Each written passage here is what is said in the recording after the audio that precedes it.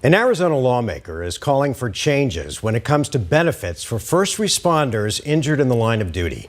Senator John Kavanaugh is weighing in after the 12 News I-team documented Tricia Eskridge's battle for disability benefits. She was shot multiple times in the line of duty in an ambush attack in Phoenix last year. Ultimately, she was granted an accidental disability, but her request for max disability benefits was denied. The I-team's Bianca Bono reports.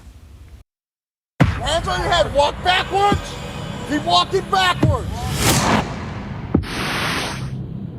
This is one of the deepest, darkest secrets of law enforcement. On me! A secret Randy Sutton is committed to sharing. If you get killed in the line of duty, there are a lot of benefits, there's a lot of organizations that come in and help your family, but those who get severely injured in the line of duty often fall through the cracks. Sutton is a retired Las Vegas police lieutenant and the founder of the Wounded Blue. We provide peer support and resources for men and women who have been severely injured in the line of duty. Women like Phoenix police officer Tricia Eskridge, who after serving Phoenix PD for 22 years, was shot multiple times in the line of duty while running to save a baby. She submitted for a catastrophic disability retirement in February, which would have granted her 90% of her salary. She waited months for a decision. Everyone should be pissed. What the heck is going on here? Eskridge's sisters Gina and Andrea, frustrated by the wait, telling 12 News Tricia needed help. The city says this is the system that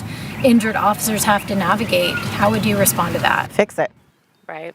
It's How ridiculous. is that okay? Why would anyone be a police officer in Phoenix? After that interview, Tricia's claim was denied. Instead, Phoenix's pension board approving an accidental disability, equating to 50%. I don't know where they came up with that term. Here's a woman who was shot 3 times.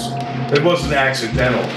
Her life has been altered. Did you get one in the front here? Yeah, my toe. Tricia was shot in the arm, hip, and foot, meaning she could never return to work as a police officer. But according to a medical exam, she could work in the, quote, civilian sector, most likely in the sedentary capacity. Well, then that system needs to be changed. And that's something that should be done at the level of the state legislature. What was your reaction when you heard about Officer Tricia Eskridge's story? Well, I was very sympathetic. We expect police officers to run towards danger and not away from it, which is what they do. And which is what she did in this situation. But getting catastrophic disability is very rare. The option was added in the city of Phoenix back in 2004. According to data obtained by the 12 News I-team, since then, in nearly 20 years, less than 10 catastrophic disability applications have been approved by the board. Do you think there needs to be more of a focus on helping officers who do survive? You know, absolutely. It's ridiculous to have the death, bestow so much more when if you can't work, and you're psychologically damaged by these horrific, shootout encounters, that you're left with very little. Senator John Kavanaugh was a Port Authority of New York and New Jersey police officer for 20 years. He says there should be more disability categories. From a legislative standpoint, I would like to explore with the pension board, and the legislature, a mid-ground, which a lot of states have.